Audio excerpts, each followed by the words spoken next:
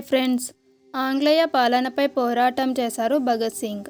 ఆయనకు సంబంధించిన ప్రత్యేక వస్తువు ఒకటి ఉంది. అది సినిమాల్లో ఆయన ఫోటోల్లో కనిపిస్తూ ఉంటుంది.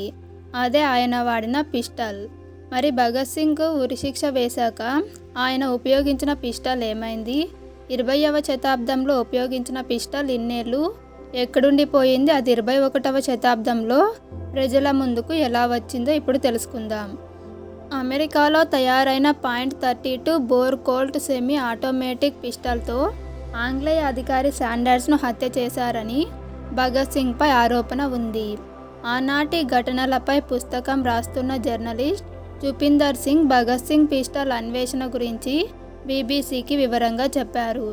ఆయన చెప్పిన వివరాల ప్రకారం భగత్ సింగ్ పిస్టల్ కోసం 2016లో వెతకడం ప్రారంభించారు. అదే ఏడాది పిస్టల్ నెంబర్ తెలిసింది. భగత్ సింగ్ ఉపయోగించిన పిస్టల్ నెంబర్ 168896. 1931లో ఆ పిస్టల్ను పంజాబ్లో ఉన్న ఫిల్లోర్ పోలీస్ ట్రైనింగ్ అకాడమీకి పంపించాలని లాహోర్ హైకోర్టు ఆదేశించినట్లు తరువాత తెలిసింది. అయితే ఆ పిస్టల్ అక్కడ చేరుకోవడానికి 13 ఏళ్లు పట్టింది.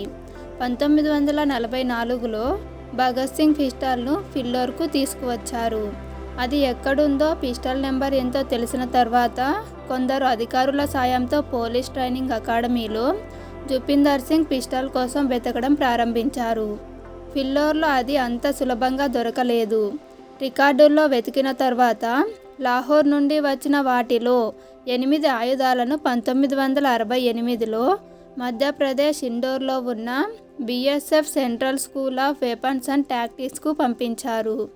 ఇది బార్డర్ సెక్యూరిటీ ఫోర్స్ ఏర్పడిన సమయంలో జరిగింది. ఇండోర్లో బీఎస్ఎఫ్ ట్రైనింగ్ అకాడమీ పెట్టారు.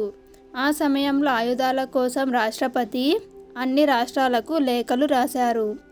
అకాడమీలో ట్రైనింగ్ కోసం ఆయా రాష్ట్రాలు తమ దగ్గరున్న ఆయుధాలను ఇండోర్కు పంపించాలని కోరారు. అలా పంజాబ్ నుంచి అకాడమీకి వచ్చిన 8 ఆయుధాల్లో భగత్ సింగ్ ఉపయోగించిన పిస్టల్ కూడా ఉంది. అయితే ఇండోర్లో కూడా భగత్ సింగ్ పిస్టల్ వివరాలు తెలుసుకోవడం చాలా కష్టమైంది. బీఎస్ఎఫ్ ఐజీ పంకజ్ను కలిసి పంజాబ్ నుంచి వచ్చిన ఆయుధాల లిస్టు తీసుకున్నారు జర్నలిస్ట్ జుపిందర్ సింగ్. ఆ లిస్టులో ఉన్న ఆయుధాలపై పెయింట్ గీకడం మొదలుపెట్టారు. ఆయుధాలకు తుప్పు పట్టకుండా ఉంచేందుకు వాటిపై పెయింట్ కూడా వేసేవారు. 3వ పిస్టల్కు ఉన్న పెయింట్ తీయగానే వారు వెతుకుతున్న పిస్టల్ అదేనని తెలిసింది. భగత్ సింగ్ వాడిన పిస్టల్ నెంబర్ ఆ పిస్టల్ నెంబర్తో మ్యాచ్ అయిందని జుపిందర్ చెప్పారు. కోర్టు కేసుల తర్వాత ఆ పిస్టల్ను ఇండోర్ నుంచి తిరిగి పంజాబ్కు తరలించారు.